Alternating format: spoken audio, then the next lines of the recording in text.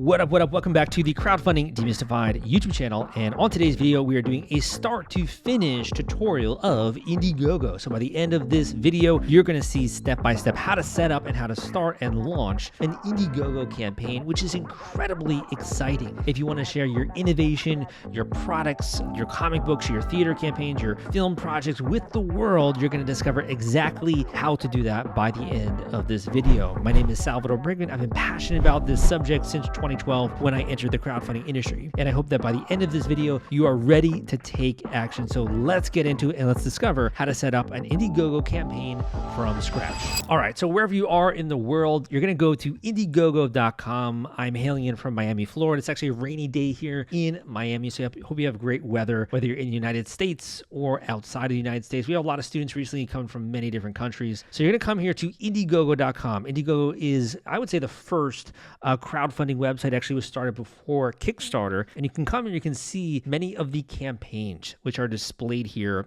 on the main site, the popular campaigns, some of the different collections.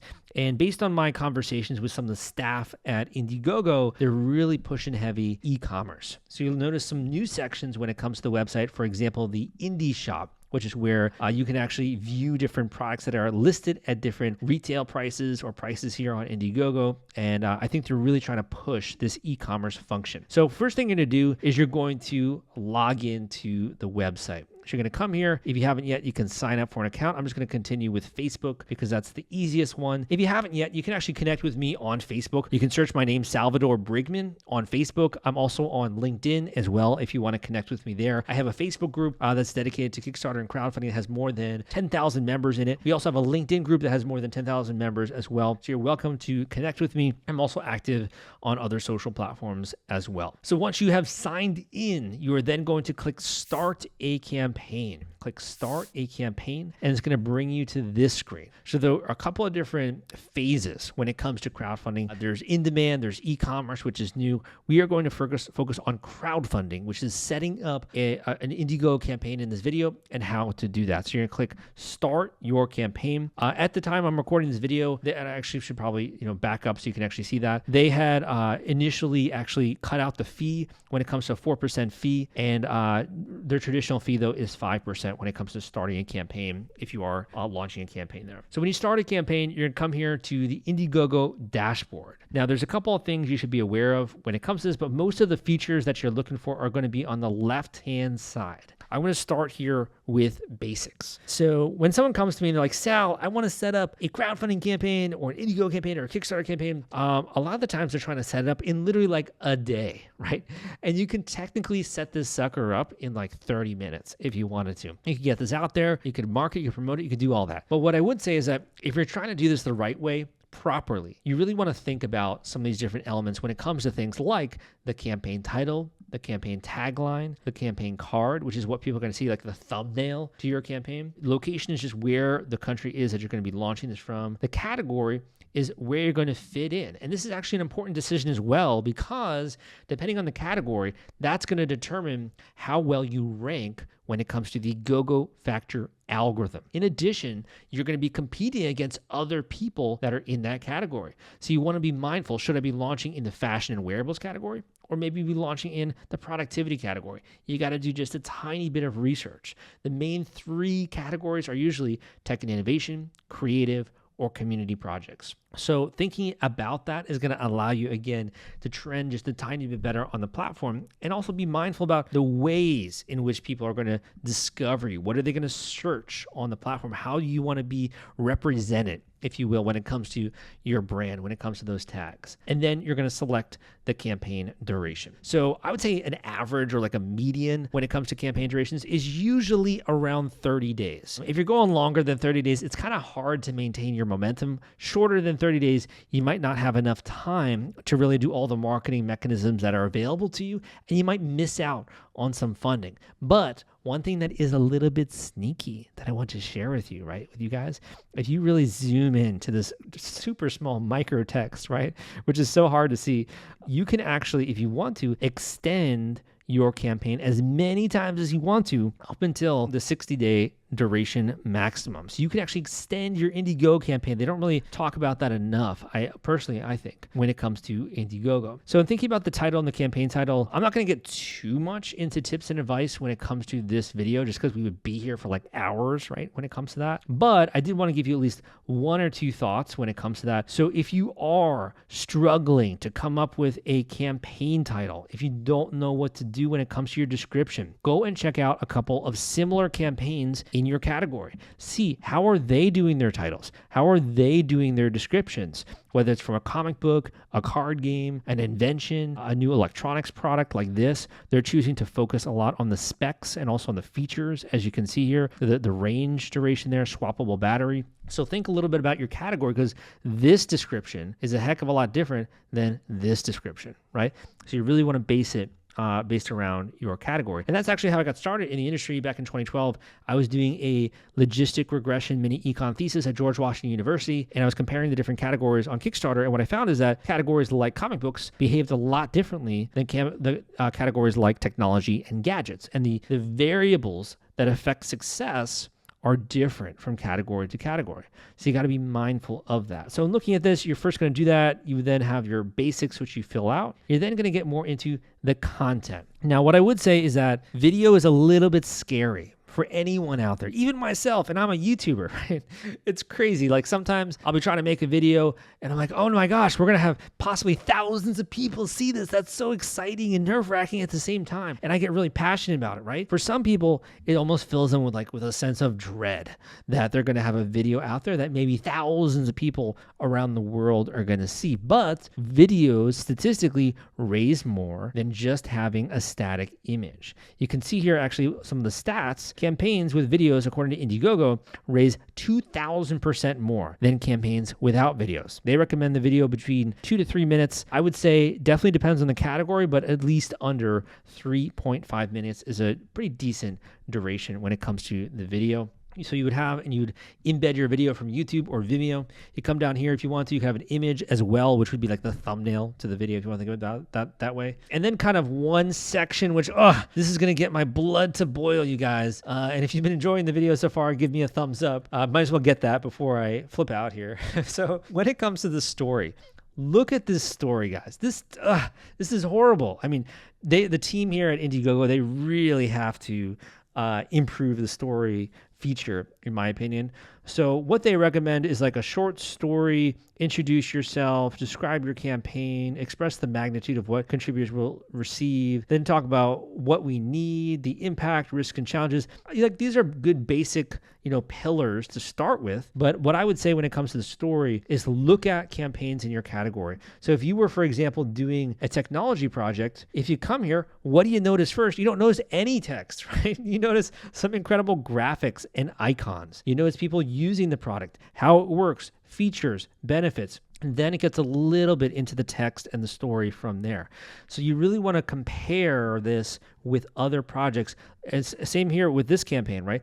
A sprawling gothic painted pulp comic. This comic campaign, you first have your eyes drawn to this beautiful artwork. And that to me is what really got my attention in looking at this project. So if you're just going off of based on what the story editor said here, you might write a really long block of text because you're like, hey, I'm doing it the right way. But in reality, you and I both know that life works a little bit differently. And that's kind of how my channel and my work with crowdfunding has blossomed over the years, because I share with you what's happening behind the scenes and what they don't want you always to know about how to rank well on these platforms.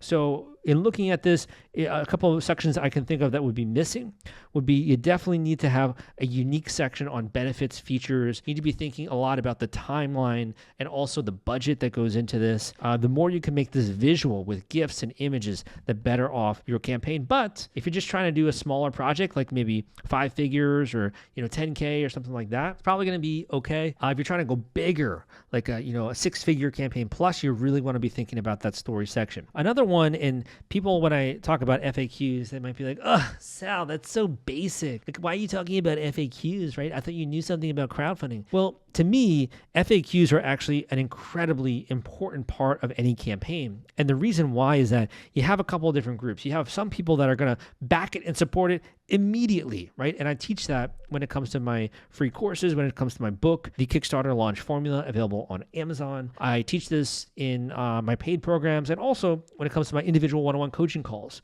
which is that you can get people to back your campaign immediately. But if you look at some of the better campaigns out there, they also have a detailed FAQ. And the reason is there are so many people out there. For everyone who backs it, there's like 3 that are on the fence with backing it. So this is there to help those people feel better about that decision to back or support or to pre-order your product.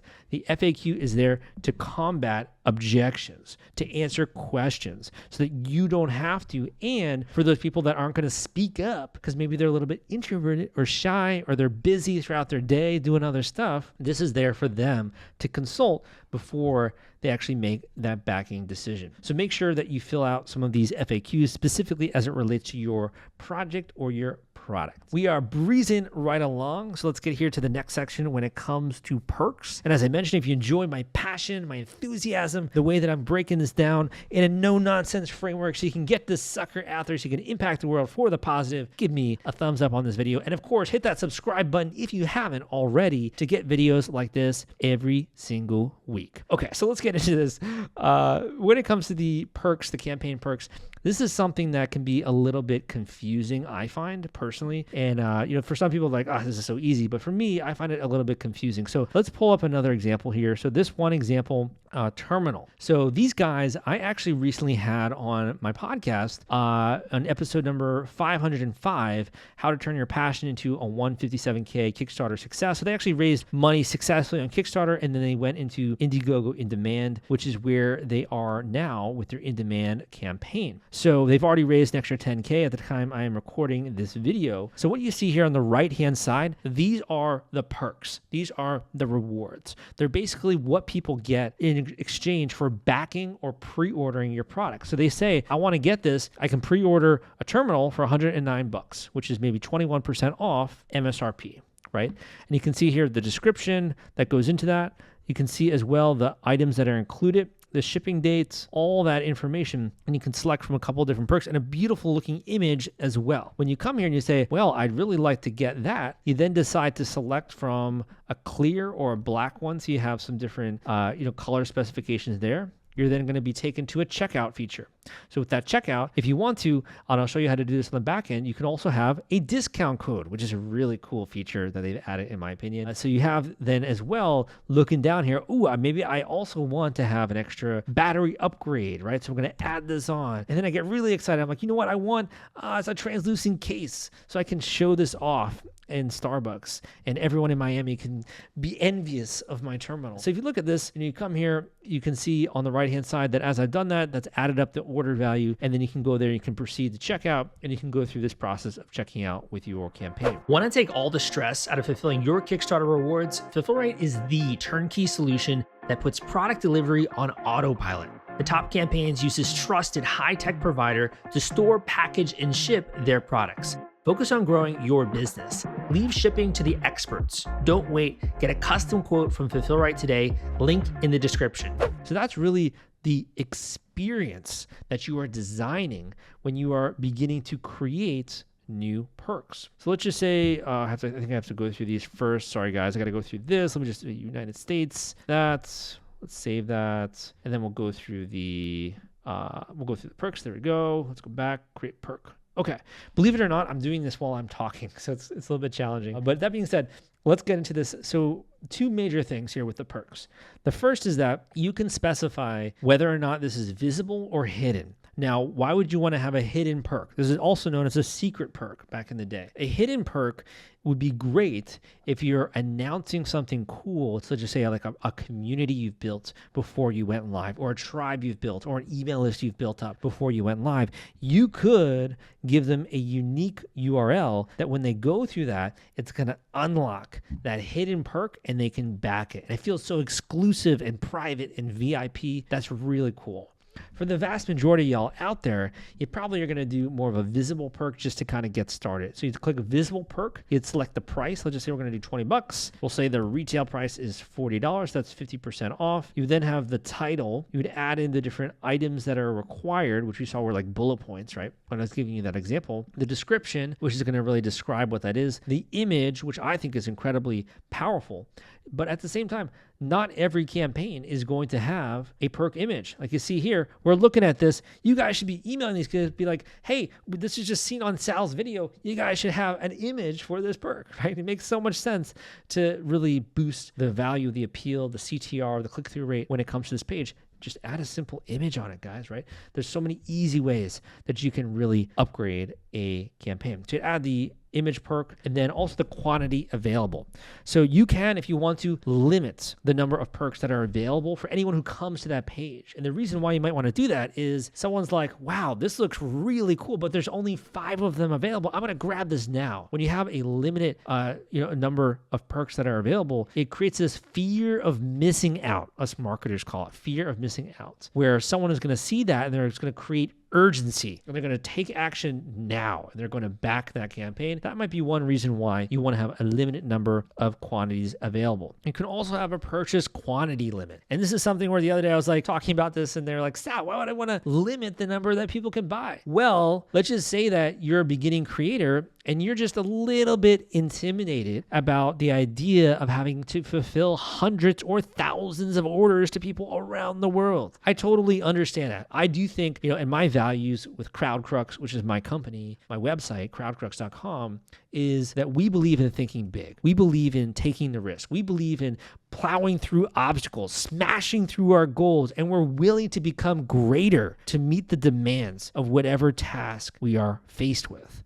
But not everyone feels that way, right? So if you don't feel that way, you might want to limit this and say, we're going to limit it so I only have to fulfill a couple hundred, or I don't want to do another purchase, a minimum order quantity purchase from the factory. You might decide to limit it that way. You also have the estimated delivery date, which is that's going into your campaign, right? When you're going to be delivering it, if it's shipping or not. If it's a digital perk, for example, you might not include shipping. One of the other things here would be discounts. And I know this is a lot of information, guys, and I do try to make this simple, but I'm just going to be honest with you. This is a lot of information. And some of y'all are like, whoa, this is just a lot of stuff, right? This is like a fire hose of value that's being thrown at me. Well, if you want this in more of like a bite-sized format that's easy to digest and get like a video here, a video there when it comes to how to set this up, the right video, the right page, how to put together those perks, when it comes to the tactics and the methods to get funding quickly, how do you blow past your goal, how do you boost your funding if you're already live, and the tools that will help you, you want to go and check out my free course here on Kickstarter. So I don't think I have this up, but let me pull this up here. I'm going to open up a new window here. All you got to do is go to crowdcrux.com/Kickstarter. You can go there and it will take you to this page. You can enter your name and email. And when you do, I will start sending you free videos on Kickstarter and Indiegogo. So this applies to both Indiegogo and Kickstarter, warming you up to how you got to launch a campaign the right way, build a strong foundation, and make sure you blow past your funding goal. So go and check out my free course on Kickstarter. I also do have another tab open here for my coaching. So if you want to learn more about my coaching, you go to crowdcrux.com/coaching, crowdcrux.com. That will take you to this page where I got a great, beautiful video that I just filmed and put there on the page. You can watch if you want to or not, just to kind of see what's happening behind the scenes. But you can, if you really want to do this right, if you want to invest in the process, if you are ready to pull the trigger and to get something incredible out there, or you're even just getting started with this and you're wondering, is this the right platform? Is this the right approach? Do I have an idea that's fundable or a product that will get funding from the crowd? You can go and book an individual one-on-one coaching call with me, and you can get all that personal guidance, coaching, and mentorship that you need in order to master the process of crowdfunding. So I talk a lot about Kickstarter and Indiegogo. I also do talk about other subjects as well on this YouTube channel, but the one hallmark is that we really try to help people, whether you're in the beginning stages, you're launching, you're already live, no matter what your background is, your resources. I have some people that are doing technology products. I have other people that are doing more creative things like games or even a new book even. So you can go and learn more about that at crowdcrux.com/coaching. All right, let's get back into this. So when it comes to discounts, this is really, in my opinion, a great example of how Indiegogo is moving more and more into e-commerce. So you would come here and you could create a discount. So something that's really simple, right? You can see here, if you wanted to, you could make this to be a percent of the cart value or a flat amount. So a flat amount would be like $5 off, right? Or 20% off. They've done different psychological studies. I don't want to bore you with psychology and like science and stuff, but they have done some studies, and there's information supporting the fact that if you have like a low price point, for example, $20, people might value seeing $2 off as compared to 10% off. Right? If you have a higher price point, people might value seeing a percentage off versus a dollar or a certain dollar value off. What I tend to find is that percentages usually work better when it comes to crowdfunding, but there are always examples that go counter to that. Another important thing to point out here is that you can specify this to be based on the qualifying cart value. So if you wanted to be able to unlock that discount, but the minimum value of the cart that someone's checking out has to be a certain amount, that's a great way to incentivize that discount. And what that can do is it can improve the checkout rate experience. So more people end up backing once they get to that, hey, I've already added in this to my cart and I'm going to move into the next stage. That's going to help improve those rates there. I'm not going to spend too much time on team. I think this is pretty basic. You know, enter your name and email of those different team members, right? Invite them, etc. What I would say is that if you're doing a small campaign, you know, something that's like a 5-figure campaign, you can usually get away with just learning the process, maybe hiring a coach like myself to help you and going through the education to get this out there. If you really want to go big,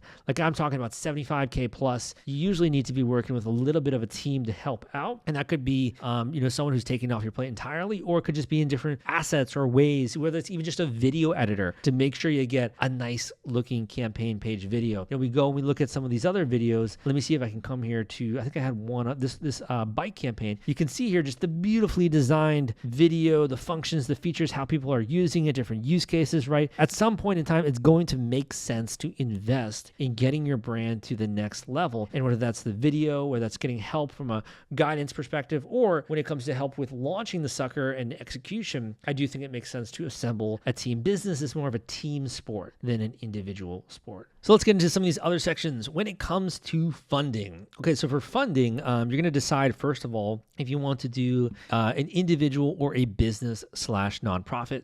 Business or nonprofit is going to give you a little bit more liability protection, and also obviously there's some like tax advantages depending on how that works with you versus being a solo entrepreneur individual. So you want to think about that. You could probably talk to a lawyer about that. I am not a lawyer. I'm not an accountant, right? I'm just a passionate guy out there on YouTube talking about crowdfunding. So you want to think about that selection. But one thing I would say is, in making these selections, this is really going to determine your location of how you are going to be displayed in terms of the amount of funds that you're raising. So for example, you might be in one location, but have a business in another. So just be mindful of some of those choices. And that kind of goes beyond the scope of this video. You're also going to choose your funding type. Funding type is kind of confusing. Like, I'll be honest with you guys, I think it's confusing, and I've been doing this for many years. I still find it to be confusing. I think the naming conventions behind this are, not that great. But that being said, there's two ways in which you can have a campaign funded. One is called flexible funding, and one is called fixed funding. Flexible funding is synonymous with keep what you raise. So for example, if you have a $10,000 funding goal and you only raise $5,000 when you're live on Indiegogo, you can keep those funds and they can be deposited directly into your bank account. If you choose fixed funding, you have to meet or exceed that funding goal, meaning you have to hit or exceed $10,000 in order to have a successful campaign and to keep those funds which have been raised. Now, if you want to read a really boring, dry document, you can go through and you can read through the exact specifics, but basically flexible funding, keep your money no matter what. Fixed funding, keep your money only if you meet your goal. And there's more information there. I'll let you look through that if you want to. So that would be a great selection to think about, but I'd say the majority of campaigns nowadays are doing fixed funding. And the reason why is that a lot of the times if someone sees, oh, I'm going to support this campaign and it's only gone to $1,000 of $10,000, maybe the creator is not going to fulfill their rewards because they didn't get the full amount that they need to produce this product, game, whatever, right? So you want to be clear if you do choose flexible funding that you do have the funding to be able to fulfill your rewards that you're promising your backers. Next is your campaign goal amount. So this is going to be the amount that you need in order to be successful with your campaign. There's also other information down here around taxes. Like I said, I am not an accountant. What I will tell you, my opinion, just to kind of help out my thoughts, my opinion is that usually when someone is backing a campaign and they're getting like, they're pre-ordering the product, for example, like a mug, and they're pre-ordering that for $25, usually that's considered like a sale. Versus if they're giving you $300 and they select a mug reward, that's more of like a gift, right? But you got to talk with an accountant on that one. One thing that would be important to be of note is this idea of reserve funds. So reserve funds are there for anything like refund requests and chargebacks. So Indiegogo, as you can see here, is going to hold 5% of your funds in reserve to help you process any refund requests and chargebacks. And it's going to be held up to 6 months after your campaign is finished. So I do think that's actually something that should be on your radar as a campaign creator when you're doing some of your spreadsheets and getting aware of what you got to do in order to be successful with this. So we're speeding right through this. I'm so excited that we're almost getting to the point where you can launch a campaign here. And if you do find this to be useful, leave me a comment down below. So let's talk about extras. Extras are there to put the icing on the cake. So many creators will kind of breeze through the launch process and they'll forget to do things like, adding an image to your reward the way that these guys have, right? They might forget to do other things like have add-ons. There's like so many little dotting your I's and crossing your T's. One of those is this idea of share images. So when someone shares your campaign, if you want it to show up really nice, look really great on Facebook, then you want to make sure you specify a share image. Also a marketing image as well for if Indiegogo ever promotes you or markets you. You can also do a custom short URL. To be honest, between you and me, I don't find a lot of people using that feature, but what I would say is actually better than using the custom short URL. Make sure you could use a bit.ly URL, a bit.ly link, and it's going to be 10 times better than using a custom short URL, right? So that would allow you to see where people are coming from in terms of traffic and platforms very easily versus custom short URL, not so much, right? You could generate a link here if you want to give feedback in terms of the draft campaign and have feedback from friends and family. And for those of you that are a bit more advanced as marketers, you can embed a Google Analytics 4 code. I love Google Analytics. Like I get so much incredible data from that. You can embed that there, the tracking ID, and you can see all the data from the campaign, create really fancy, nice looking reports.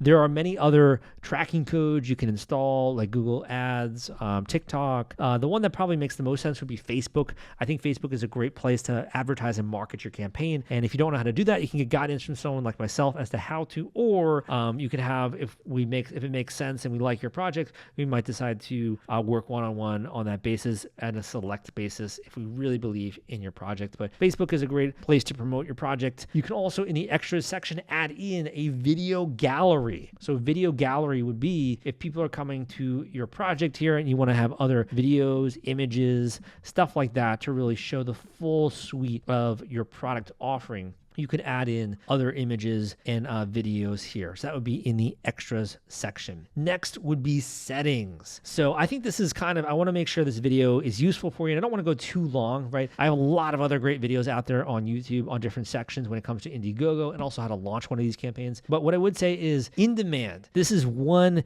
big difference between Kickstarter and Indiegogo. So I have this article, which I'll try to link up in the description, comparing Kickstarter and Indiegogo, going really in depth, even going through data like launch categories, success rates. I've put together all this information for you. One of the big differences between Indiegogo and Kickstarter is that Kickstarter does Kickstarter late pledges. There's also a lot of categories more so I'd say on Indiegogo versus some of the major categories there. You can see the main categories for Kickstarter, etc., and also the subcategories like insane, right?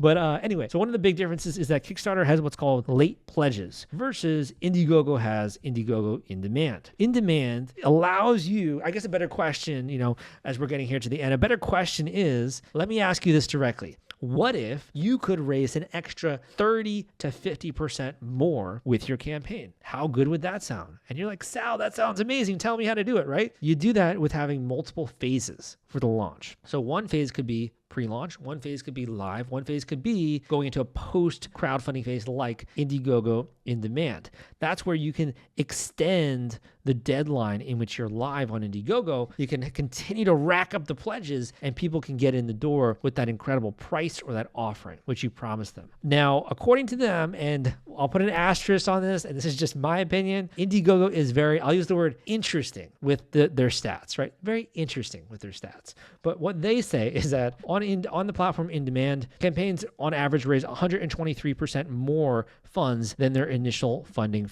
phase. So that's what they find, right, when it comes to their stats. But I would say that 30 to 50% is kind of more of an average, but it really depends on how well your other campaign went, right? If we click learn more, and actually this might not open up this, I got to point out one thing to you, man. I got to point out one thing, which is the fees. So if you come here, you might actually get the wrong idea. So you look at this, it says, what are the platform fees for participating in Indiegogo in demand? You're like, oh, it's only 5% plus 3% for payment processing. Well, that is not the full story. And that's exactly why you listen to my channel, is to get the full story.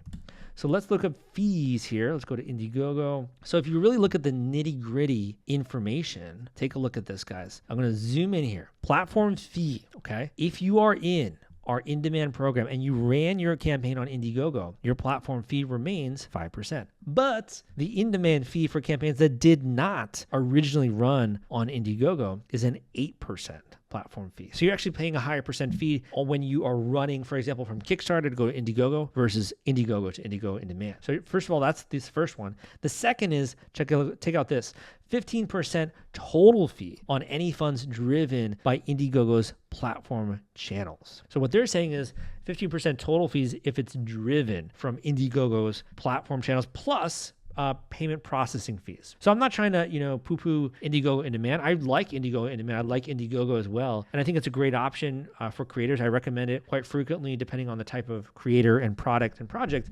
But you got to be aware of the fees going into in demand. So at this point in the video, we've gone through setting up an Indiegogo campaign page, how to go about doing that. When you go through that process and fill out all the information, you can preview it. I would start this process using Google Docs just because it's a little bit easier and you can make sure you can save it more easily as you're going through the process. But if nothing else, by the end of this video, you now know the steps that are required to get something out there. You have an understanding of looking at these campaigns, the items in which are going to get people excited, like the video, the campaign page, the images, the graphics, the description, the copy, the percentage off MSRP, all of that we've gone through in this video.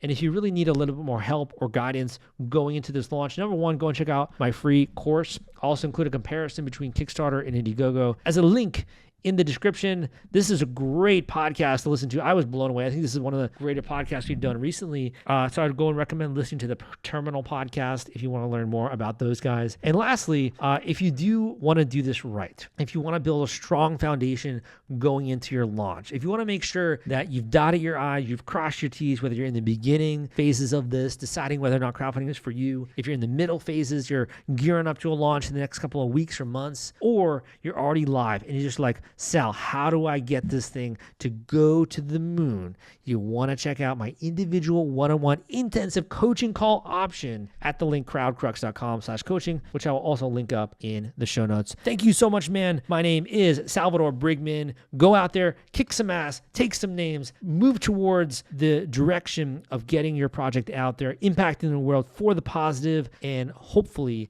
we'd love to have you as my next success story on my podcast, Crowdfunding Demystified. Thank you so much. My name is Sal, and I'll see you next time.